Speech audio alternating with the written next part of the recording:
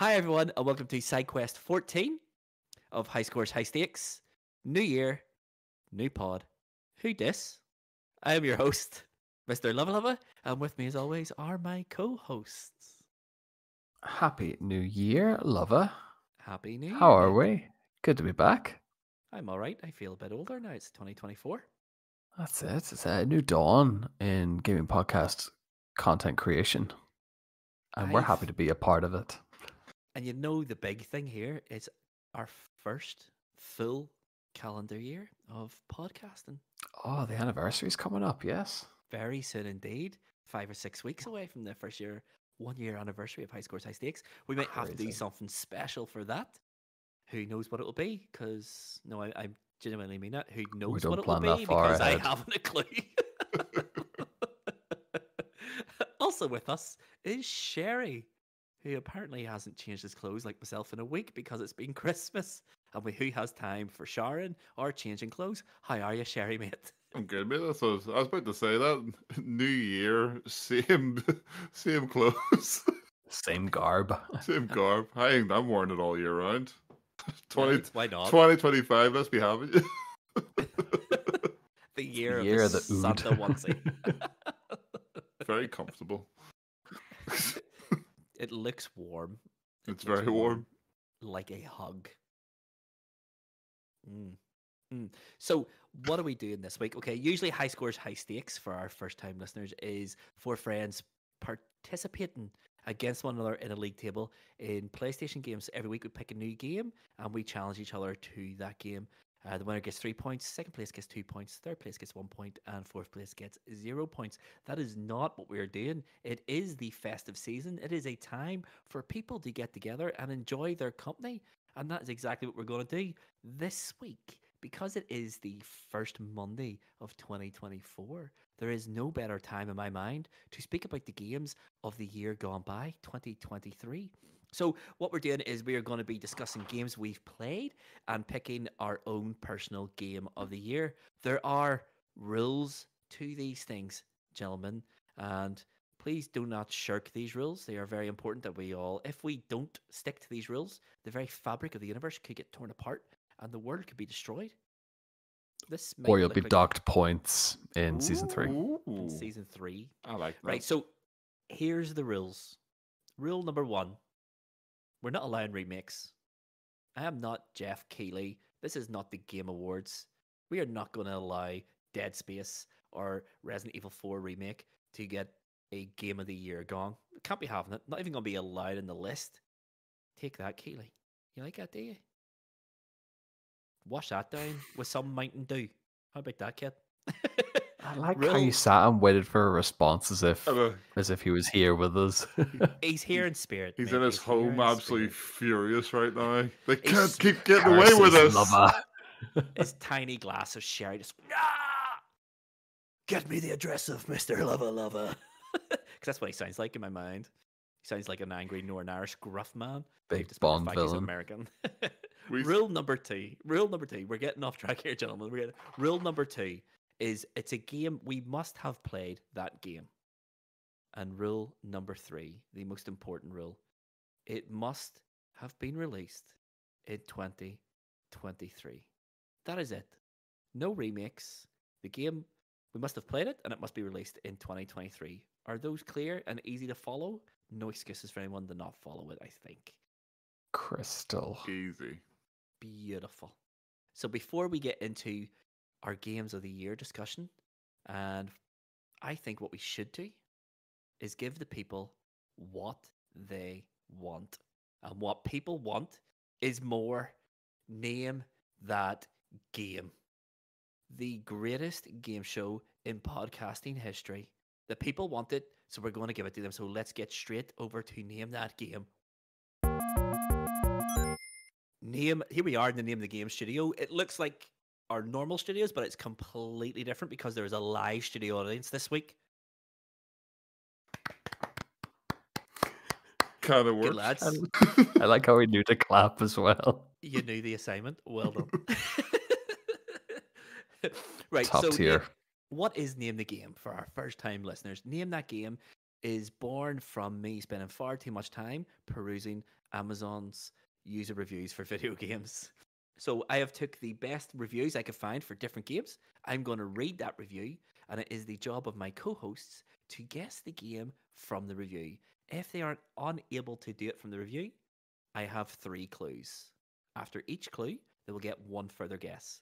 If after 3 clues nobody gets the game, then nobody gets the point. But if any of you can name the game, then you get 1 point. Easy peasy, yeah? Easy. So Do it. are we ready for game? Oh, the theme for this week is these are all previous Game of the Year award winners. So are we ready to name that game? Yes, sir. Then let's Let's get do it. stuck into it. Game number 1. Great game to play alone or with friends. Requires constant internet connection and PS Plus. Easy to find people with microphones through Grip Finder function. Some microphone users can be toxic or use bad language, but this is like any game and is expected. So if buying for a kid, please don't let them scream cusses down the mic because it annoys all of us. Where was I? Oh yeah, it's a great game. I recommend it.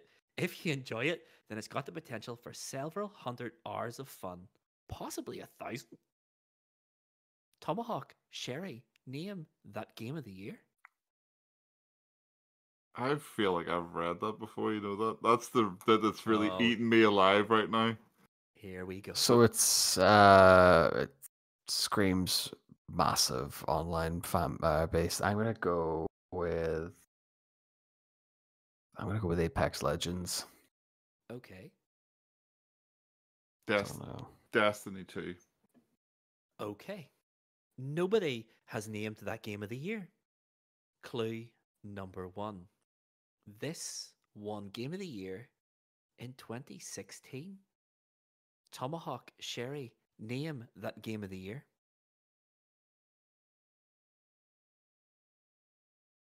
Can't hear you, Sherry.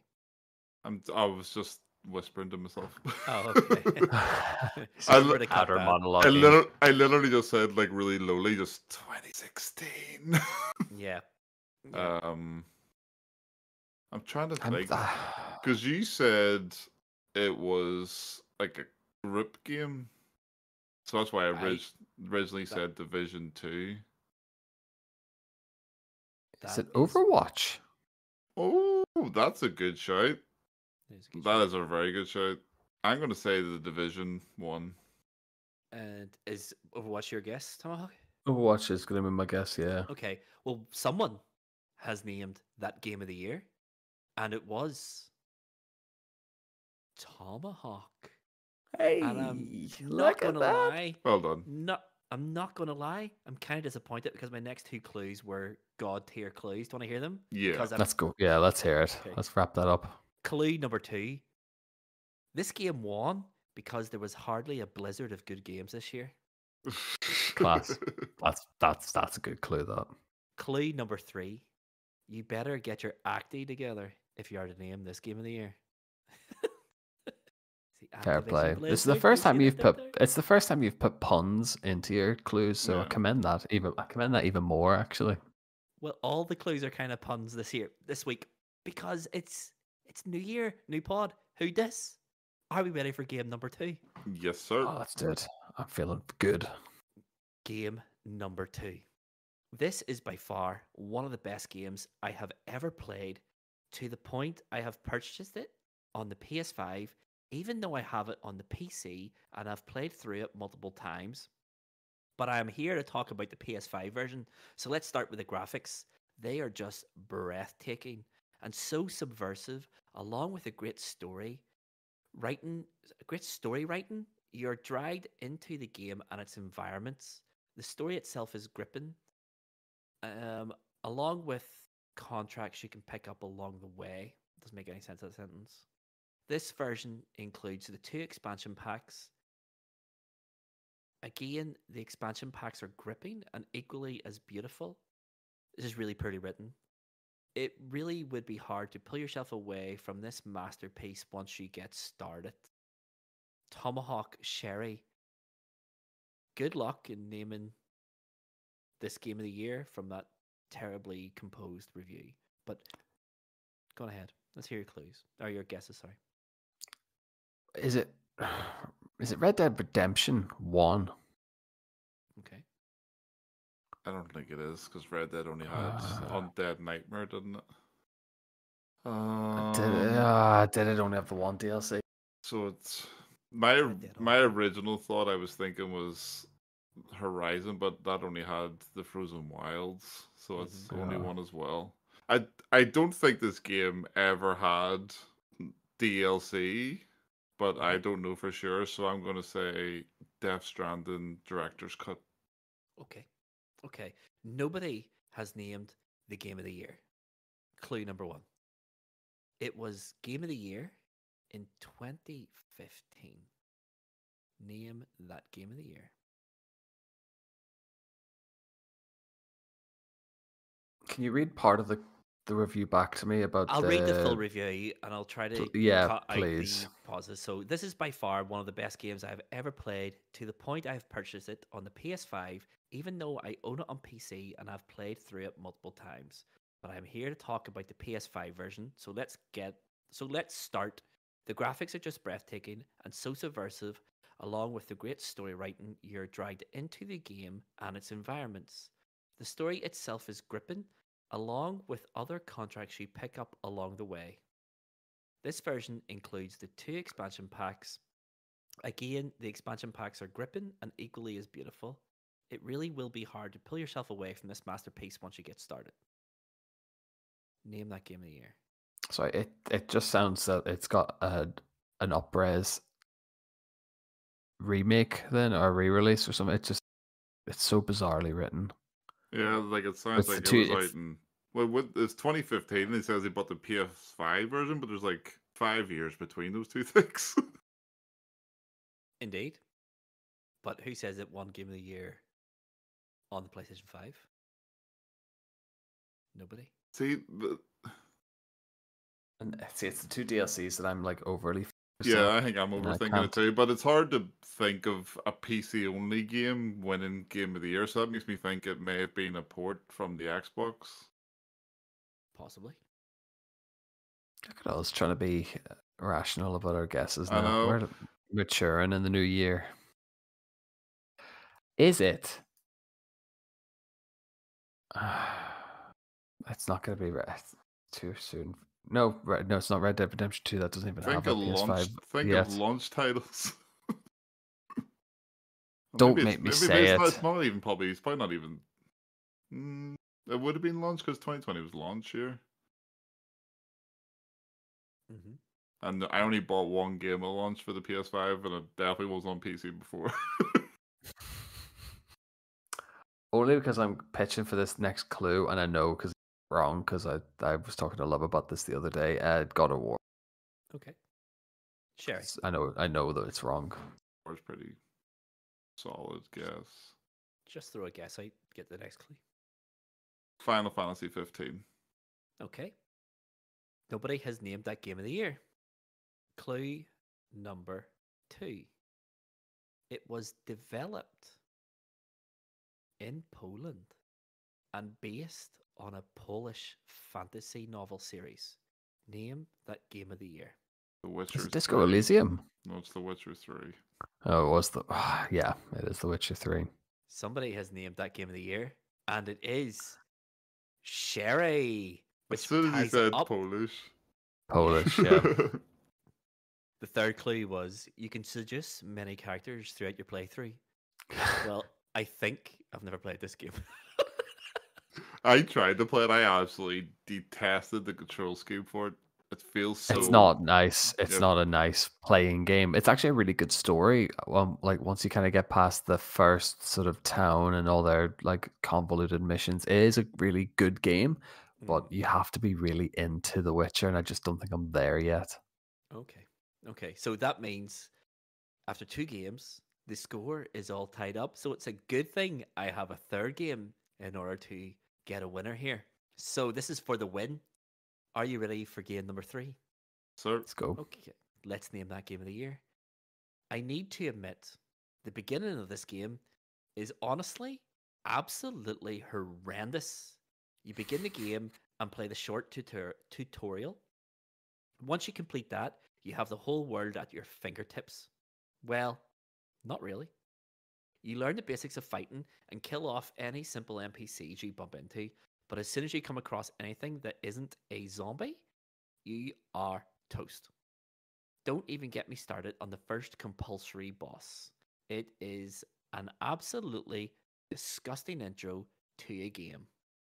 However, once you start to really get the hang of the game, and I recommend exploring the map as much as you can, gain runes and level up and find a weapon that suits you best, you can really get going. Before you know it, it would seem like, well, nothing. By this point, you should be about level 20 or 30 and having good fun. So all I can say is stay committed, because if you do, you will be rewarded. So as horrible as the beginning is, if you are committed, you might just end up loving the game, and it might just become one of your favorite games of all time. Tomahawk, Sherry, name that game of the year. Arbitrary tutorial, annoying first boss. It screams FromSoft. I'm going to go Elden Ring. Sherry. It just and it's this arbitrary kind of like, oh, you'll hate it, but you could love it. That's exactly what I did. I hated it, and I was thinking the same thing, but my initial first thought was Dark Souls 2, Scholar of the First Sin, or whatever you called it. Something like that. Okay. Someone has named that game of the year, and it was the winner. The first winner of 2024 is Mr. Tomahawk. Well done, Tomahawk. You won one. yeah, You finally won. it's been a few weeks Yes. now. I think Blaney has knocked my confidence a bit, but I feel good to be back. It was indeed Elden Ring. I couldn't even I hated remember. that game. I couldn't even I remember. hated that game. I honestly could not remember FromSoft ever winning Game of the Year because their games just do not click with just me at all. Divide it last opinions year. so much. Like The only one Yeah, the only one I even remotely kind of liked was Bloodborne, and even then I had to cheese Father Gascoigne to even get into that game. what a At the glitch. oh, Bloodborne's great, but Elden Ring did that really annoying tutorial, and then they just throw you into the world. I get it; it's what FromSoft do, but it's not for me. Really isn't for me. Yeah, it won it last year. So it did. It won it last year. It was everyone loved it. I'm also Well, convinced I most wrote people. that review now, so Possibly, mate, but it was a good review. That was the full review as well. It was quite a long one. But yeah, so that means at the end of Name That Game of the Year, the winner is Tomahawk 2-1. So shall we get away from Game of the Year previous years and get to Game of the Year of 2023? I think Let's we do should. it. Let's go. So this is it, gentlemen. Our Game of the Year discussion, okay? So we'll quickly go over the rules again. So we had 3 rules. Number 1, no remakes, no remasters. Rule number 2, it's a game we've had to have played, obviously. And then rule number 3 is the game had to release in 2023. Just before we go any further, I just want to reassure our listeners that we're not going to spoil any major story beats in any game we're going to discuss here. It'll be completely spoiler free, and we will talk very much in general terms about them. But we will explain what we liked about it, why we thought it was good, etc., etc. So while there be no major spoilers, there might be a wee tidbit that might spoil depending on how sensitive you are to spoilers. But we're not going to spoil any games here at all. So I think without any further ado, shall we just get stuck into the discussion, gentlemen? Yeah. Let's go. So happy to do let's that. start with Tomahawk. Tomahawk, Ooh. do you have any honorable mentions before we get stuck into the conversation? Do you have any honorable mentions? Any games you want to talk about that aren't your game of the year? Not massively. I think we touched upon it a bit last week there. The only other game really that I think I played in 2023 was Hogwarts Legacy. I know we all have done it, and I have a feeling that it's not going to be in any of our conversations. So, Yes. I mean, good game, just didn't do enough, I think, in my book, really. Yeah. I think that's going to be the theme of this episode is that none of us have really played, apart from Sherry. Sherry has played quite a few 2023 games, but I certainly haven't. I was looking through the list of games that were released in 2023 in preparation for this episode, and what a great year for games. I have Absolutely. played only a handful of them. Only a handful of them. I've missed a lot of good games, and I've no doubt I'll catch up to them in 24. But it is what it is. Absolutely. That's Um, it's the we're way it talking, is in this podcast. yeah, Like, yeah. We're talking about games we played here. What about you, Sherry? Any honorable mentions of games that you've enjoyed but haven't quite made it to Game of the Year? Yes. Go So for it. I was hemming and hawing between two games for which would actually be my ultimate game of the year. So I did the only logical thing I could think of, and I flipped a coin. Okay. And fantastic. the game that lost that coin flip was The Crew Motorfest. Okay. Oh, wow. So Okay. Crew, Yeah. a racing game. A racing by Ubisoft. Our Ubisoft racing Of course game. it was. Friend of the podcast. I'm Michelle excited and now to Sel would hear. be like, oh, great. I'm excited to hear what his actual game of the year was going to be now. Yeah. Talk to me about the Crew though, very quickly. Tell me about the Crew. So basically, The Crew is just what they've learned from The Crew 2, and like all the. I'm sure did you play The Crew 2? Yes. So The Crew 2 started off like really horribly, and they just went kind of upwards, and then they were like, we're going to go to Crew Motorfest, which is kind of like a more concise version of The Crew 2, but like only the good parts. So they basically just took the formula from Forza Horizon and Okay. crewified it and made it. I don't like the Horizon games, and I don't know why. I think the Horizon. I don't know what it is about. I just cannot get into Forza games whatsoever. But the Crew is what I always kind of wanted from the Need for Speed games. Okay. Yeah. Okay. Like it's just fun racing and doesn't take itself too seriously and has a boatload of cars, like so many cars. So many cars. I think even from the Crew 2, I had like 600 cars that were imported or something like that from day one. It was insane. That is Absolutely insane. It's a lot of content. So that was your runner-up, the Game of the Year. Then That was my runner-up. Yeah. Yeah. I don't have many honorable mentions, to be fair. The only game I can really think of, obviously I played Hogwarts. I never finished Hogwarts. Hogwarts started off really, really strong. And then when you get into Hogwarts itself, the excitement of, oh my goodness, this is Hogwarts, and it looks like the movie Hogwarts, and it's all awesome, and it's great, wears off. I found it really, really quickly. The game decided to throw too many collectibles at you too fast, and it burnt me out on Hogwarts. So it did. I never finished it. I got to maybe a third of the way through the game. I think my PlayStation 5s tell me I'm 48% of the way through the game. I will finish it, but what Tomahawk said Yeah. after the last episode, I'm not going to see the end of it, which is because I'm not collecting. I'll end up YouTubing it. To be fair, I'm not home Yeah, just to get an I'll get to ending the or final another boss. ending. I'll get the final boss, beat the final boss, and that's the game over. As you say, I'll YouTube the epilogue and see what Aye, actually that's happens, because it. I'm pretty sure it'll be sequel bait anyway, because it's the best selling game of 2023, so there's going to be a sequel True. to it. The only other game I want to mention is Relic Hunters Legends, a game I bought on Sherry's recommendation. Didn't think I'd like it.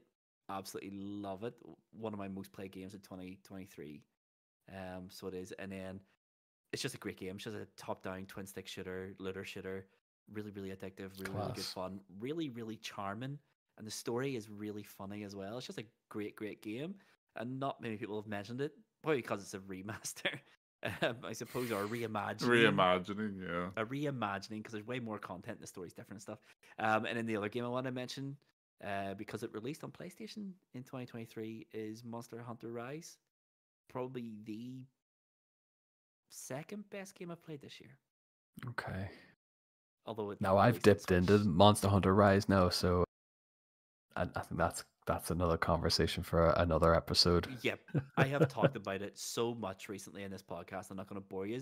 It's a great game, and everyone should buy it. I have bought it twice. I kind of thought it was going to slip into your number one spot, to be honest. I'm kind of I shocked did. I thought it was going to sneak in. I thought it was So did just I. going to sneak in at the 11th hour here. I I wanted to pick it as my game of the year. I really, really did, but I don't know if I can. It came out in Switch in 2022. So it's technically a 2022 game. It just got released on PlayStation this year. So that's what's held it back from my actual game of the year. A technicality is what holds it back. But Okay. yeah, I feel shame and Capcom disappointment in myself that a The Capcom Capcom game sponsorship's They'll- going to dry up yep. now. it's They in will not- danger. They will not It's in forget this danger. indiscretion. They're No, not they won't. No, they won't. But Monster Hunter Rise is such a great game. I think I said to you a couple of episodes back, it's probably the best action RPG I have ever played. It is incredibly good. It is incredibly good. But that's enough of honorable mentions. Let's talk about let's give these games their gongs. Tomahawk, what is your actual game of the year? Can't wait. The anticipation's killing me. My actual game of the year, I've discussed this a few times on the podcast. I've many a time mentioned it on What Are You Playing? I've many a time thought that I'd finished it several hours prior. The Last of Us Part 2. It was the winner, actually, of Best RPG at the Game Awards. It was Sea of Stars. Okay. Sea of Hands Stars, down, my game of the year. an indie game. An indie game. Tom, king of the Triple A's. the thruple AAA games, has named a small game from a small Canadian developer as his game of the year. Sea of Stars, a top-down classic RPG. I think they Absolute. I can't remember what you call the developers. What's the developers called? Sabotage Studios. Absolute shout out to them. Sabotage Studios, I think, once described Sea of Stars as a classic SNES RPG that plays like you remember they do, not as they actually did. Accurate? Oh, absolutely. I think as soon as you just get you walk around the village, you start like all of your, because you're not massively bound by the narrative until like you want to explore every nook and cranny. You can absolutely do that. It just felt, it's absolute throwback would be the perfect way to describe that game. From start to finish. It looked great. It played great. I've said this a couple of times now. It screams to be played on handheld. Yeah, you said that. You said that a couple of But times. the cards you dealt, I'll play on console, no problem. Yeah. It's one of those. Every time you bring this up, I say the same thing. I really, really, really want to play it. Obviously, it was on PlayStation Plus. I have it, but I just think, for me, it has to be a Steam Deck game. It has to be a Steam Deck game. So I am hoping that there is going to be a discount for it, and I can pick it up on Steam. Oh, yeah. I think even if you just were to play it on the PlayStation, even just remote play it onto the phone, that might not have the same feel, but I can remote play onto the Steam Deck as well. Yeah. So even better. Yeah. So I you're probably not going to miss out too much, actually. But I think the way the story is, the soundtrack actually only Spotify in the last couple of days. So I've been listening to that again, just in isolation. Great music. And there's a funny wee part there. So it has like the main battle theme. And every time you're in an encounter, it plays that song. There's a later part of the game where it becomes general terms. You go into a futuristic kind of setting. The audio quality is like up-resed and it's all synthesized, but it's the same battle theme. Just those wee tiny touches. I just put a smile on my face big time. I love that. So it's like RPG, top-down RPG in the style of NES and SNES. Yeah, exactly. Think like Chrono Trigger, that kind of thing. What's the battle system? I know it's turn-based, but is the battle system passive or active? So do you have to push buttons at times and stuff like that? So it's basically just like click move, click who you're going to attack to, and then it'll give you like a prompt. Yep. You actually have to like turn it on in the settings to have like a block timer and an attack timer as well to deal more damage or be, save taking more damage that way. So, but it kind of reminds me of like playing like old school Pokemon, the battles that way, but just a little bit more sophisticated. Yeah. Okay. So Looks good, sounds good, plays good. What's the story like? No spoilers, remember. So, broad strokes, you play as two characters, Zale and Valer. They are children born of summer and winter solstice. So they have Zale has solar-based powers. He can cast fireballs, that kind of stuff. Whereas Valer has lunar-based powers. She can summon lunar energy, can use it as like boomerangs and stuff like that, and can like deal damage to multiple enemies at any given time. It doesn't impact your play through the story. There is moments where you separate off, but you play both sets of characters, and so it doesn't actually impact the story and how you go through it. Them as characters are just pretty generic heroes. They're sort of given their quest. It's more the side characters that like bring along the way. Yeah, that's what I was going to say. Are the two main characters silent or do they talk? They do. Well, there's no. It's all just text box. So there's no. Yeah. Do they speak though? Is what I'm. Oh yeah. Yeah, they do. But it's very kind of like we're heroes. We've been given this task, whereas they're quite straight and narrow. They don't really deviate from the mission, and they know what they're born to do and what their sort of task is. Whereas it's like the main NPC is their childhood friend Garl, who is not born of any powers, and he just is like their best friend, wants to go on the adventure with them, and it doesn't matter. He just wants to be on this adventure with them regardless. Okay. I think he's in with the shout of being my favorite NPC of all time. Oh wow. Oh, well, what's the party size in it? So I'm presuming you have two separate parties for each character. So there's 3 in a party. So you Zale and Valer will always be together. Okay. So then Garl will come in, party of 3, and then you'll always travel in 3s, and then any other, I think it's 6 by the end of the game. But they'll just go into as a stowaway then, and you can in battles you can switch between them as it suits as well. Okay, so I'm presuming that each character is like a different class. So you have like a magic character, a fighter. Essentially, yeah. So you get like a wizard. I think one does like arcane damage. Zale does fire damage. Valer does lunar damage.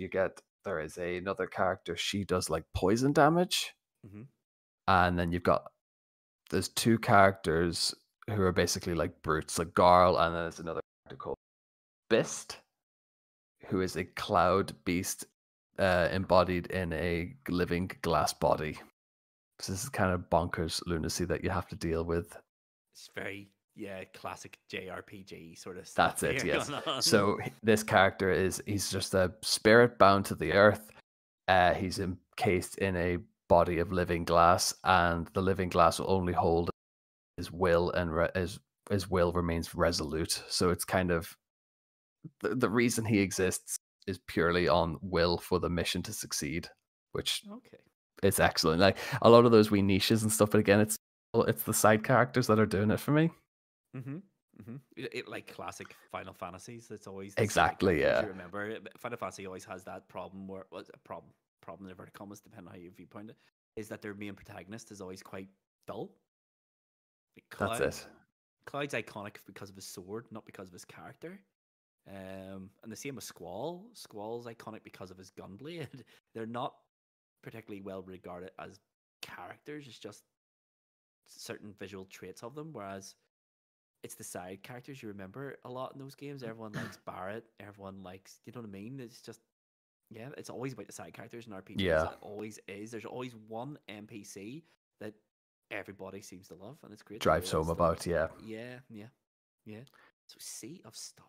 Anything else? So, yeah, so I mean, it's not that deep a game. Like the 2 characters are sent to go and train and hone in their abilities and stuff, and then they get sent out when they come of age. They're sent out to the world to defeat the Dweller of Woe.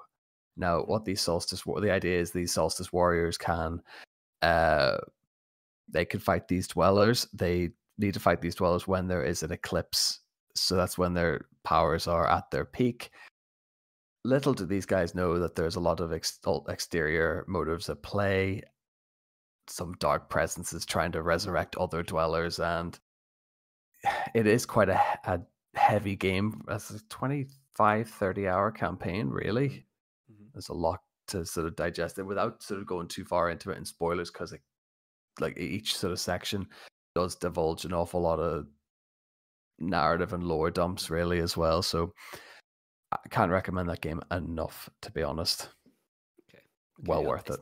It's definitely a game I'll play. It's definitely a game I'll play. Oh, One yeah. way or another, I'll play it.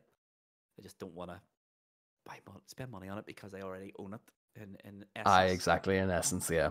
Yeah. That's it. Even when, like, circling back slightly to the combat, depending on the party, you can learn certain players will do solo damage. Then it depends if they have the party, they'll do dual attacks. Mm-hmm.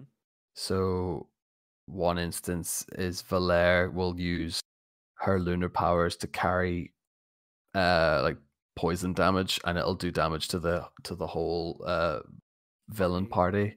So it's quite cool. And then the animation, the ultra attacks and stuff is incredible as well. Awesome. That's what I was gonna say. Is there any sort of like materia type system, like any sort of like, you know, like RPGs always have like at one like limit breaks, guardians, materias, that sort of thing? Is there any sort of like ultimate? Yeah. power? So like as you sort of go further into the story, the more damage you dole, like more natural damage to the enemies, you can have little pickups that you can use to boost your attack, or if you don't use them immediately, they'll go into like a power meter. Once that power meter is full, it depends on whose turn it is, you can use their super attack. So Zale will just create a massive solar bomb, essentially. One of the other characters, like Gar, will basically turn his pot and pan into a pressure cooker bomb. Mm-hmm. One of the other characters who gets a great honorable mention, her character name is called Captain Cliche, which I thought was quite excellent. She and her crew do like this wee dance, and then their ship just like bombards the enemy party with cannonballs and does like mega damage with these amazing cutscenes, animation styles. It's got the whole package, to be fair. Like, yeah, sounds really good. It does sound genuinely incredible. All I hear from anyone who's played it is how incredible that game is. mm-hmm. It's all you hear from it. Everyone just raves about it. And there's some ties to the Messenger, isn't there, in it? I believe so. I only started playing the Messenger. It's the same universe.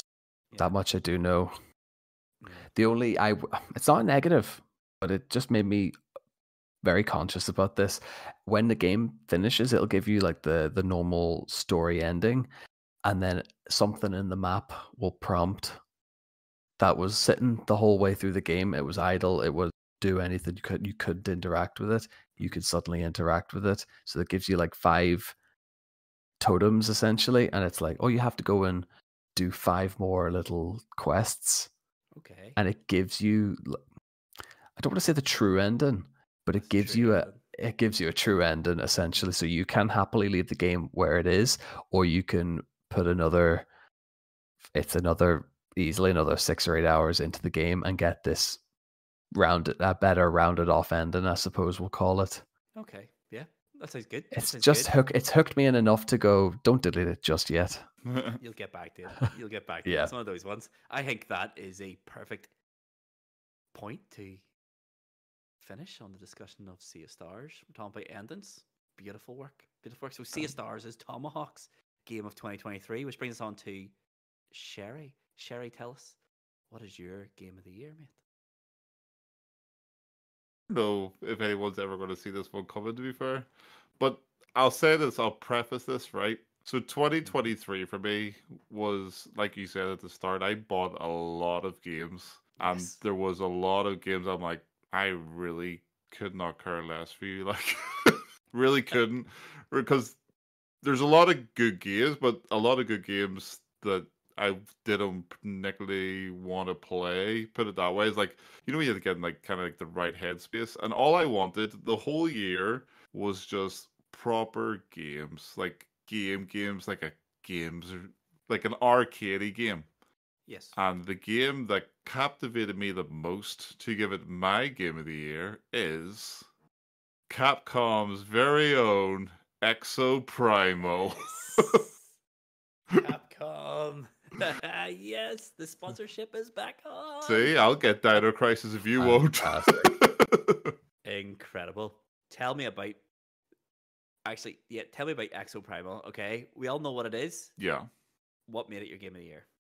just the What made it pure your game of the year? stupid fun of it. Like, Yeah. you're literally rolling around with 2 teams of 4, and there's just hordes and hordes and hordes of dinosaurs. And if you're getting a wee bit beat, then the game's like, here you go. Why don't you take this T-Rex, invade the other player's progression, and just start messing with them?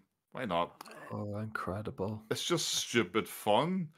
It's just stupid fun, and it's just exactly what the doctor ordered this entire year for me, practically. It's just so good. Such a Yeah. good game. I did notice in your PlayStation Roundup that it was your most played game this year. So I had a bit of an inkling it was going to be in this conversation, if not your game of the year. Have you played the story mode in it? I finished it. How without spoilers, how was the story in it? Pretty forgettable. Now here's the question. I'm gonna Game of add the to year, that question. forgettable story. I'm gonna add to the question, okay? It's the question everyone who's listening to this wants to know. Do they link it in any way to Dino Crisis? Not I could tell. But I'm not like you. I don't know the ins and outs of Dino Crisis. I was very young when Dino Crisis was around. Yeah, you were. So Of I course, don't, yeah. and like you know, we were never treated to the remaster that we were with the Res Evils.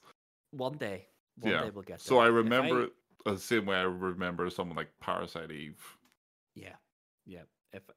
If I have any sway in it, there will be a Dino Crisis remake one. There day. is a character in it who does look suspiciously like the main character from Dino Crisis, Yeah. whatever her name is. I'm not too sure what her name is, but there is Regina. a character that looks like her. I don't know. Because I remember If that when was on they purpose. or I not. remember when they announced Exoprimal. I think it was at the Game Awards last year, maybe. Yeah, I think you might have been And right. they opened it with that character, and we were in a group chat, and I remember losing my mind, going, "Oh my goodness, it's happening! It's Regina The from Dino years Crisis." of And then torment.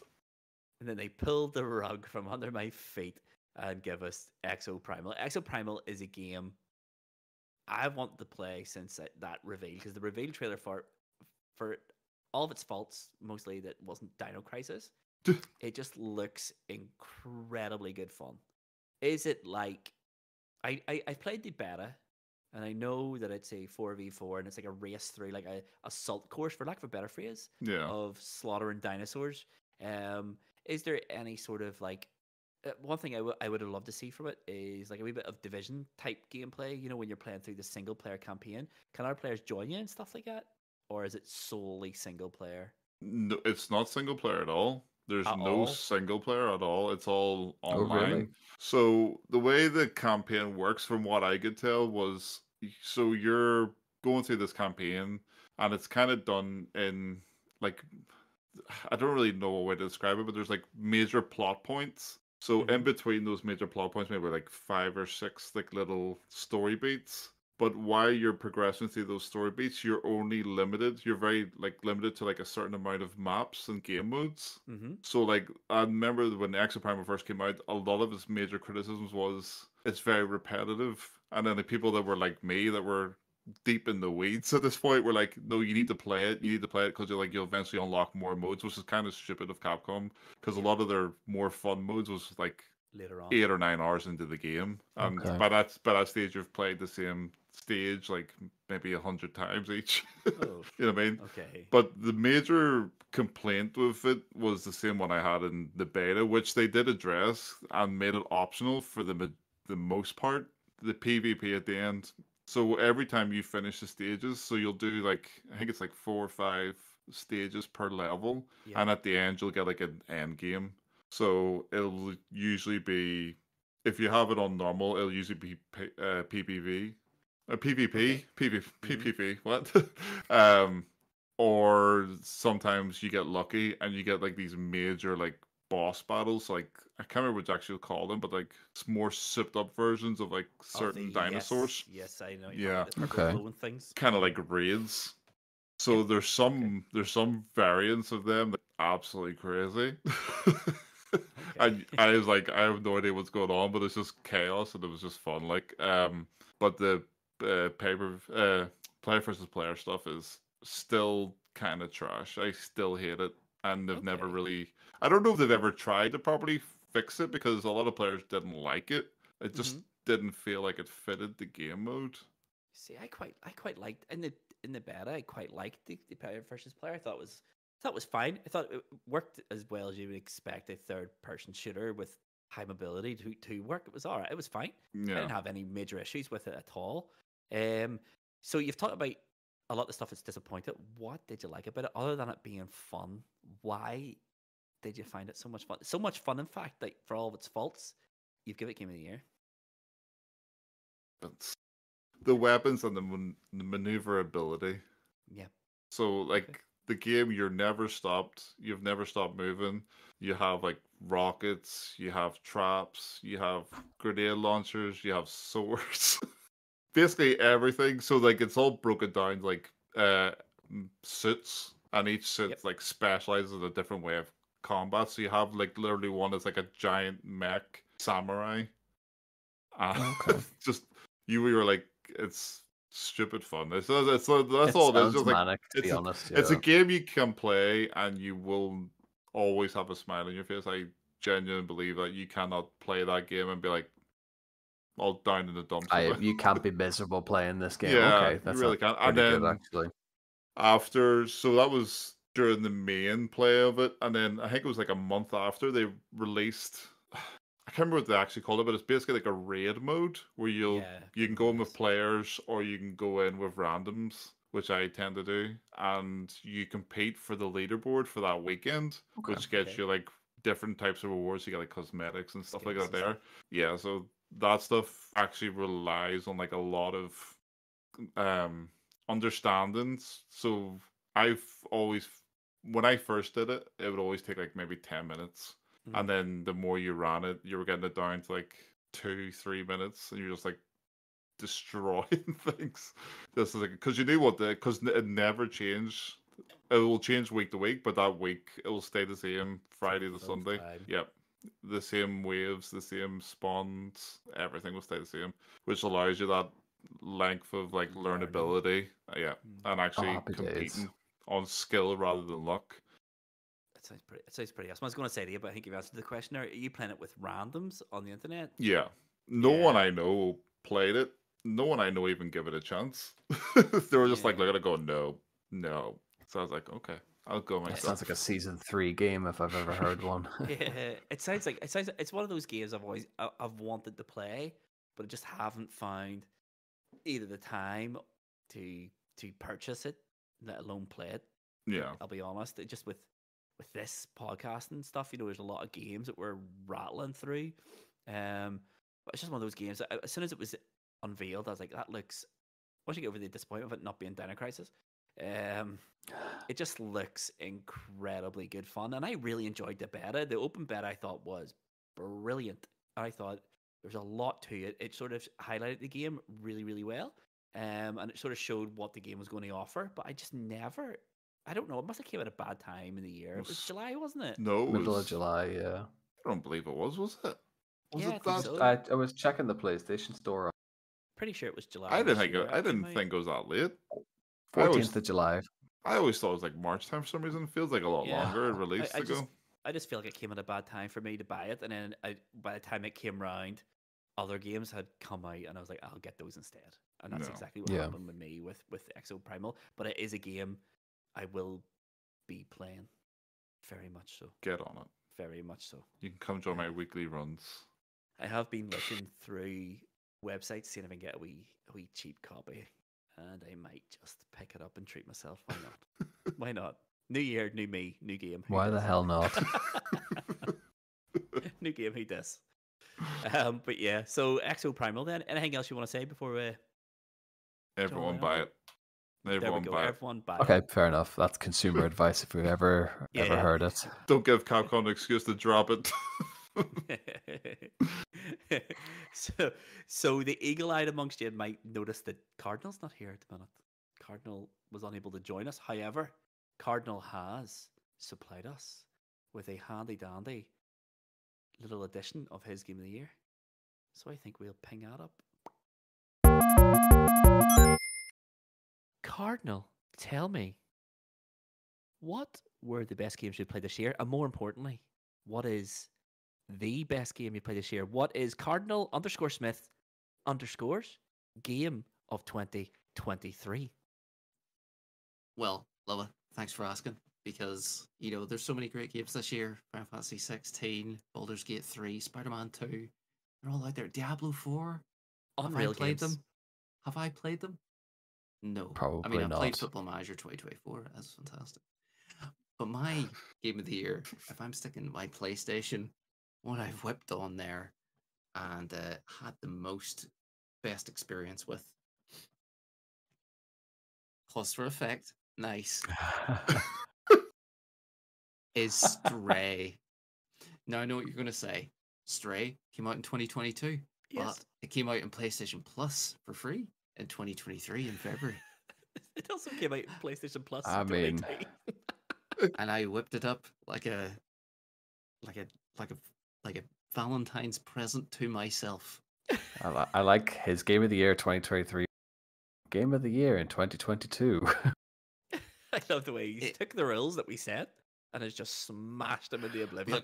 Look, it's like the Oscars, okay? Oscars in January or whatever, if you release a movie, it's a cracking movie too soon. Oh, The you're Oscars, doing the you're not getting release nominated. cycle. Yeah, okay. I see. You're making up the release window here now. Okay. Okay, well, I just want to say, for me, Stray was a fantastic puzzles, beautiful scenery, visuals, an ambiance of experience and emotions with a nice story, and telling you to go out and save the world too. Be kind. I did enjoy Stray, to be fair. The ending, So did I loved the yes. ending. The ending was fantastic. I just loved the whole thing. The ending was incredible. It Yeah. really, really was. Never, but someone told me when I was younger, unwrapping a PlayStation on Christmas Day, that one day a game about a cat in a dystopian future would emotionally affect me. I would have went, "Aye, right, mate. Oh god, good one, mate." But no, here we are, 2023 apparently, Crying. getting over a cat and a robot. Some would say 2022, but there's the naysayers. Conspiracy theorists. So I feel like I'm waiting for Ashton Kutcher to bust into my house at any second here. I feel like I'm Be being punked. punked. So Stray is your game of the year 2023, despite the fact that it released in 2022. Here. It was my game of the year 2022, but we didn't do this. it also carried over. Yeah. Okay. That's how strongly he feels about it. Yeah, it's like a rollover in the lotto. No one talks about it, therefore it doesn't count. But okay, so Stray is a left field nomination. I'm not going to lie, but it's a good game.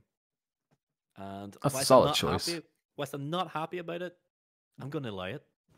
What I would say, I'm happy you lie it. If I have to say something for 2023, Yes, one of that the is most, the idea. one of the most. I know what you're gonna say. That's part of the rules. I mean- Rule maker. We had one rule. It had to be released in 2023. It's 2023 somewhere in November 2022. Yeah, true. COVID years didn't count. I know this also is released in 2024 as well, so we're already 2 years behind in Stray. Well, time zones, right? Confuse the mind. So one new release game of 2023 I have played and enjoyed is Lord of the Rings: Return to Moria. Sorry, Moria. And totally under the radar game.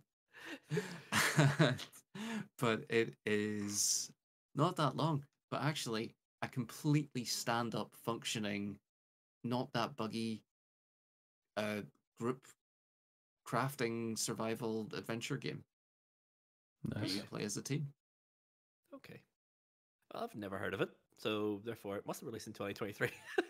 It only came out about a month ago. Like, Okay. It came out in PlayStation like a week ago. Yeah, it was out in I got PC. It's very November. fresh, yeah. I got a bit worried when he said Lord of the Rings. I thought Gollum was He was going to say Gollum. I really did for a split second. Not gonna lie. You had me there in the first half, Cardinal.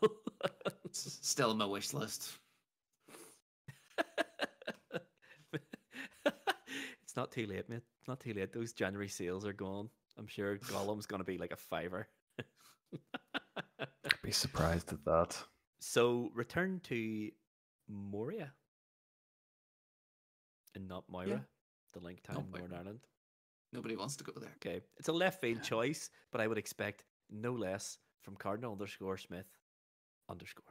As soon as he said it's building and sim and, kind of role playing, it was right up his street. I shouldn't have been surprised, but I was. Probably a map in there too. It doesn't matter. You are just dwarfs heading down the mines. There's Sounds like work. orcs. You gotta fight them. You gotta mine. It's a bit like Minecraft, But with dwarfs. but with Lord of the Rings and graphics. Okay. Fair enough. It's a shout. It's a game of the year, and it released in 2023. Therefore, I'm going to allow it. It is now You've met the enshrined criteria. in internet lore. Cardinal Smith Game of the Year 2023 was Lord of the Rings: Return to Moria, and that In is it. brackets, Stray. In brackets Stray, a game from 2022. Thank you, Cardinal. Thank you for your input in that. I'm sure it will not get cut in the edit or anything like that. I can promise you that. Thank you very much. The edit's just going to be me like talking with a voiceover going, Baldur's Gate 3. My planet needs me. I must go now. Bonus points for anyone who gets that reference. I might choose Cardinal Starfield, died but on I the can way to never his get it to home. work. Cardinal died on his way to his home planet. Of North Down. Love it. Right, let's move on to someone else's game of the year. Please. Tomahawk, please save game of the year. So that is it. Use 3 games of the year have been named. We have had Sea of Stars, Exoprimal, Lord of the Rings: Return to Moria, and that just leaves my game of the year. And my game of the year might shock you because it is a game I have never mentioned in this podcast. It is, of course, the legendary, the greatest fighting game I have ever played, the best fighting game I have ever played. It is, of course, Mortal Kombat 1. Nah, I'm only kidding. I'm only kidding. It's not Mortal Kombat 1. Just says it with enough vim. Conviction. Yeah. It is. I am talking about. Of course, I'm talking about Street Fighter 6. It is Street Fighter 6. Street Fighter 6 is the best game I have played this year, and I would love to say it wasn't close, but it was because Monster Hunter Rise has pushed that game to the wire. I did think for a short period of time Monster Hunter Rise was going to win it, but no, it is Street Fighter 6. Street Fighter 6 is just absolutely incredible. You talk about Sherry, you said it before, Exoprimal. Sometimes you get a little bit burnt out on games. I bought Hogwarts, loved the start, got burnt in the middle because it dragged a bit and never finished it. And just sort of after that was like, I need something to cleanse the palate. I need something quick and easy and just get in, have a game, get out. Street Fighter 6 came out a couple of weeks after I stopped Hogwarts, and I have been playing it not every day, but pretty much once or twice a good week since periodic. release. It is just, it's absolutely incredible. It is the complete package. It is, not only is it a great fighting game, but it is a great fighting game that has so much content. I don't even know where to begin even discussing it. We'll start with the big mode, World Tour mode. So World Tour mode is completely Capcom's new, this is how we do fighting game stories. And it's brilliant. It's a open world in inverted commas. It's open world, it's segregated into smaller little areas, and you are being trained by Luke, and you have to solve. You go through a story. I'm not going to ruin it for anybody. The story is absolutely bonkers, and as you go through the story, you'll meet characters of present Street Fighters and obviously previous Street Fighters. So you'll get trained by Luke, Ryu, Ken, Chun-Li, all of them, and you will take moves from them. So you create your own character. It's your own unique character. And as you get trained by the characters from Street Fighter, you can take their style of fighting and sort of take moves from everyone and make like your own totally unique looking character and totally unique character in fighting. It's brilliant, and it is just bonkers. It's just Capcom this year seemed to have went, you know what? Remember when games used to be fun? Let's make our games fun again, because Street Fighter is just it doesn't care. At every single point of World Tour, it reminds you that you are playing a game, and it will ask you to beat up thugs with cardboard boxes on their heads, which I'm still convinced to this day is a dig at Konami for dropping video games, and it's a wee reference to Metal Gear Solid. And just like some of the stuff, like you'll beat up homeless people, you'll do this, you'll do that, you'll do the other. It's just it's bonkers. But you know what? When you're playing it, it's really good fun, and you just smile the whole way through. And as your character creeps up those character levels, it's just really, really, really. World Tour is brilliant. World Tour is for me the benchmark that every other fighting game has to meet when it comes to fighting game stories. I don't think it's enough anymore for characters like. I think Blaine Dog in his episode said, Injustice had a good story, but it was weird that, Wonder Woman would want to give Batman a USB stick, but before she would give him it, they would have to fight for no reason. Yeah. That's not enough. I don't think that's enough anymore. Fighting games as a genre needs to be pushed forward, and I think Capcom have done that with Street Fighter 6. There's an actual narrative, you would say, to the an actual story to it, and it's kind of like Yakuza in a way, where there is a serious message behind the game, but the game is so irreverent to itself, and this is a video game, have fun, and just go and do this, go do that, go do the other thing, and it doesn't really hang about. It's not very long, but it's really, really good fun, and it's an experience. You'll play it once. It's like it's a mode just to sort of satisfy a campaign-driven player type. Yeah, I would dare say they've took what they've learned from Street Fighter 5. I don't know if you two remember the release for Street Fighter 5 where Capcom were like, "This is an esport. Yeah, you're getting versus mode and nothing else." Yeah, the backlash from that was crazy. Like, it didn't even have an arcade mode. It was literally ranked and player matches, and that was it. And they've took the lessons learned from Street Fighter 5 and went, okay, well, we can't do that again, but why not take that esport foundation and put it into its own mode, but then give, because I start to separate the two. Yeah, I think we've said it here in our fighting game episodes where, there's ceilings to fighting games where you'll get so good and you hit a level where you can't get past, and then what happens is 90% of players will go, I'm done. Yeah, and then drop That's it. it. Yeah. World Tour mode gives people something to come back and play, so it keeps player engagement up really, really good. The segue then into the esports section is the fighting club, I think it's called. I can't remember actually offhand what it's called. Proving Ground, is it? Proving Ground, where that's where the esports is, and that is where I have spent 95% of my playtime. I just log into Street Fighter 6 and go straight into Proving Ground, and I just go straight into ranked matches all the time. Nice. Fantastic. They've learned from.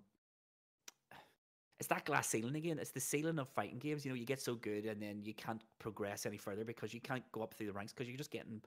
The talent pool then gets so good. Yeah. And then you have this weird issue where you'll be in like diamond rank and you'll drop the platinum and then you go back up the diamond and come back to, and then it's just this bouncing match where you're fighting players who are worse than you, and then you're getting matched up with players who are vastly superior to you. Street Fighter 6 gets around that by once you're in a rank up until I think it's gold 2. Once you're in a rank, you can't be relegated from it. You will stay there until you're good enough to get out. And then once you get out, you will stay in the next rank. It's fantastic. That's a far better system, actually, rather than just demote you and then you're yo-yoing. That's actually a really nice system. Refreshing, actually. Demotion's a killer in fighting games, especially for me. I find it, so demotivating where Tekken 7, I think, does it the worst. Where Tekken 7 will tell you this is a promotion match, but Tekken 7 will have a bar in the bottom right-hand corner, and there'll be a red line And that red line is your demotion line. So if you as you lose fights, you see that bar going towards that red line, and it Oh is god, yeah. so utterly demotivating. I think this here idea of once you're in a rank that's you until you're good enough to get out is a far more motivational thing. It's kept me playing Street Fighter 6. And you're gonna I've learn no, more. and you Exactly. Yeah, learn you learn. so much. You learn so much. I find myself spending my time um, dipping between ranked and player matches. And the reason you go into player matches is to see if I can get ranked against a player better than me and see how I get on with it. And you know, I've had some good fights with platinum or diamond or master class, you know, and you know, I'm not getting hammered. I'm not getting hammered. Sometimes I do, Yeah. but it's just so good. And I think probably the best thing, as good as it is, the mechanics in it are so good. It is so brilliantly balanced a fighting game as I can remember. Probably Street Fighter 3 Third Strike is probably a slightly better balanced game, but no, the best thing about it is I've always liked fighting games. I love fighting games. I mean, everyone listening to this knows that, but I'm not very good at them. And I think players, especially high level fighting game players, which is strange, high level fighting game players have been calling for years. Maximilian Dude in particular has been vocal as anyone in calling for fighting games have to do better at teaching players how to play them. And Oh yeah. Street Fighter does two things. First thing Street Fighter is introduced is that modern control scheme. Modern control scheme is contextual direction in one button, and it'll do contextual moves, which obviously lowers the bar for players to get good and progress through the ranks. But they've also introduced a whole load of like they're called player guides. They're called player guides. So you pick a character, you can go into the character guide for that character, and it will bring you into the lab, and it will explain what the character is. So explain his archetype, explain sort of his strengths, the weaknesses, and then it'll show you what that looks like in practice. So for Ken, for example, it will say, you know, Ken is a mid-range fighter with a high pressure game. If you're in this situation, do this, and then it will show you, and That's cool. it'll give you the inputs. And it goes, if your opponent does this, why not try doing this? Aye, so At the rather end, than just sitting at like a lifeless AI and just pummeling combos at them, they're actually like teaching you how to yeah. So adapt yeah, and react. Yeah. yeah. So the player guide, there's no input from the player other than next, but it shows you what to do and it'll give you the input. So all you need to do is watch them a few times, and then it'll throw you straight into the lab afterwards, and you can. The lab in it is brilliant. So you obviously every fighting game has a lab and it has different sort of the AI is going to do this, the AI is going to do that, the AI is going to do this, but you can go through your move set, you can go through combo trials, but you can stick to where you are until you get down the muscle memory of those things it's asking you to do. It's just a fantastic system. Um, it's just yeah, I've never seen a fighting game go to such lengths to teach you how to play it. Maybe what do you call it? One in the Xbox, Killer Instinct. Killer Instinct and Xbox One had a good tutorial mode as well, really good. And they sort of took cues from that a wee bit, but I've never seen a fighting game go to such lengths to keep its player base playing it. And it is just so utterly fantastic. All that counts for nothing if the game isn't good. Street Fighter Yeah. 6 Street Fighter 6 is brilliant. It is brilliant. It is just so fast, it is so tactical, it is so brilliantly balanced. I mean, there's not one character that I can think of that's really overpowered. Everyone can combat everyone else. Obviously, there's some characters going to be better for others. But yeah, if you go online, you get up to a certain rank, and then all of a sudden, all the Manons come out. Aye. Manon is a great character and hard to fight against. And Blanca as well. Blanca is a extremely hard to use character, really difficult to fight against. It's just a fantastic game. It's a fantastic game, and it's just the That's roster great. of We choice characters. actually. Street Fighter 6 is honestly the best game I played this year. Honestly, the best game I played this year. Brilliant, absolutely brilliant. Capcom, my top two. Go on, That's Capcom. That sponsorship. That's is gone. it. Hashtag Capcom. But yeah, Street Fighter 6. If you haven't bought it, it's on sale. Buy it. That's my consumer advice for the episode. I think that's the consumer advice for everyone. If you haven't played any of our 4 game of the years, they're probably worth a wee shout in the sales when they're happening now. Absolutely. Yeah. So that is it. Unless anyone wants to say anything else about any of the games we discussed. No, I don't think so. I'm good. I think said everything. Yeah. Yeah. So I think what we should do then is, since we've said everything, we'll go to the final section and wrap up this here special New Year's edition of High Scores, High Stakes. Pew pew. That is it. That is Side Quest 14, our New Year special, all wrapped up. We have discussed what our game of the year is, but what we want to know from you, listeners, is what is your game of the year? And why is it your game of the year? If you want to leave a comment underneath this, then please do. We will read them and we will get them, and it might open up a whole new conversation. So why not tell us what your game of the year was and why it was your game of the year? If you are listening to this and you like what we're doing here, and you want to find what else we're doing all over the internet, the easiest place to find all of our links for everything we're doing, all of the social medias, everything, go to highscoreshighstakes.com. There it has everything you could ever need from the world of your favorite podcast, High Scores, High Stakes. So highscoreshighstakes.com. I just want to say something. Since it's the new year, are we allowed to discuss what we have in the works, potentially in the form of Game of the Month? Yes, actually, that is a very good point.